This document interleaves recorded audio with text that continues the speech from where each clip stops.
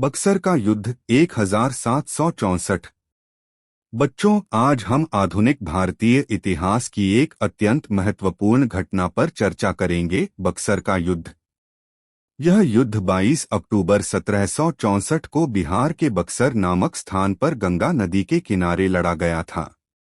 यह केवल एक युद्ध नहीं था, बल्कि वह निर्णायक घटना थी जिसने भारत में अंग्रेजों की वास्तविक सत्ता स्थापित कर दी। सबसे पहले हम यह समझते हैं कि यह युद्ध किन किन शक्तियों के बीच हुआ। एक तरफ थी ब्रिटिश ईस्ट इंडिया कंपनी, जिसका नेतृत्व कर रहे थे मेजर हेक्टर मुनरो।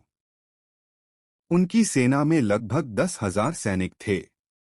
दूसरी तरफ एक संयुक्त भारतीय गठबंधन था, जिसमें 3 प्रमुख शक्तियां शामिल थीं। बंगाल के पूर्व नवाब मीर कासिम, अवध के नवाब शुजाउद्दौला और मुगल सम्राट शाह आलम द्वितीय। इस संयुक्त सेना की संख्या लगभग 40,000 से 50,000 के बीच थी। अब हम इस युद्ध की पृष्ठभूमि को समझते हैं। प्लासी के युद्ध के बाद अंग्रेजों ने मीर जाफर को बंगाल का नवाब बनाया था, लेकिन वह अंग्रेजों की कठपुतली बन गया। बाद में अंग्रेजों ने उसे हटाकर मीर कासिम को नवाब बनाया। मीर कासिम एक योग्य और महत्वाकांक्षी शासक था। वह अंग्रेजों के नियंत्रण से मुक्त होकर स्वतंत्र शासन करना चाहता था। उसने कई महत्वपूर्ण कदम उठाए। उसने अपनी राजधानी मुर्शिदाबाद से मुंगेर स्थानांतरित की। उसने अपनी सेना का आधुनिकीकरण किया और उसे मजबूत बनाया। सबसे महत्वपूर्ण, उसने अंग्रेजों द्वारा दस्तक के दुरुपयोग को समाप्त करने के लिए सभी व्यापारियों के लिए कर समाप्त कर दिया। यहीं से संघर्ष की स्थिति उत्पन्न हुई। अंग्रेज अपने व्यापारिक विशेषाधिकार खोना नहीं चाहते थे, जबकि मीर कासिम समानता और स्वतंत्रता चाहता था। अब हम इस युद्ध के मुख्य कारणों को व्यवस्थित रूप से समझते हैं।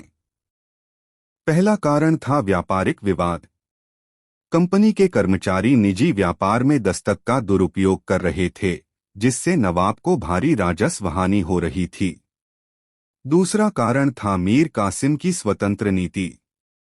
वह अंग्रेजों की कठपुतली बनने के लिए तैयार नहीं था और उसने स्पष्ट रूप से उनका विरोध किया। तीसरा कारण था शक्ति संघर्ष। अंग्रेज बंगाल पर पूर्ण नियंत्रण चाहते थे, जबकि मीर कासिम अपनी सत्ता बनाए रखना चाहता था। इन कारणों से अंग्रेजों और मीर कासिम के बीच युद्ध हुआ, जिसमें मीर कासिम पराजित हो गया और वह अवध की ओर भाग गया। इसके बाद उसने अवध के नवाब शुजाउद्दौला और मुगल सम्राट शाह आलम द्वितीय के साथ मिलकर एक संयुक्त मोर्चा बनाया। इस प्रकार एक शक्तिशाली त्रिपक्षीय गठबंधन तैयार हुआ। अब हम युद्ध के घटनाक्रम को समझते हैं।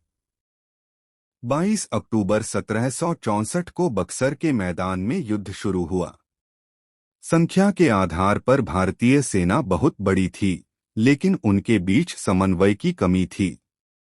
इसके विपरीत अंग्रेजों की सेना छोटी होते हुए भी अनुशासित और संगठित थी। मेजर हेक्टर मुनरो ने युद्ध में उत्कृष्ट रणनीति और तोपखाने का प्रभावी उपयोग किया। भारतीय पक्ष में एकता की कमी थी और नेतृत्व भी कमजोर था। अवध के नवाब और मुगल सम्राट की सेनाओं में भी दरार आ गई, जिससे उनकी स्थिति और कमजोर हो गई। अंततः अंग्रेजों ने इस युद्ध में निर्णायक जीत हासिल की। अब हम इस युद्ध के परिणामों पर विचार करते हैं।